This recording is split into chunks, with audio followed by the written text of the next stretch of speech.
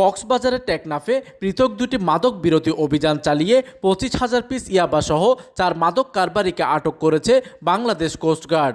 জব্দ করা হয়েছে পাচারে ব্যবহৃত একটি কাঠের বোটও।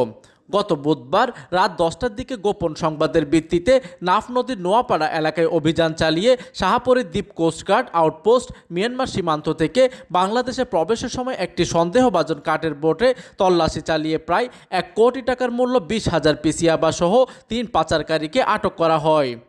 এর আগে রাত 8টার দিকে টেকনাফের শিলবুনিয়া পাড়ায় অপর এক অভিযানে প্রায় 25 লাখ টাকার মূল্যর 5,000 পিস ইয়াবাসহ আরও এক মাদক কারবারিকে আটক করে কোস্টগার্ড স্টেশন টেকনাফ।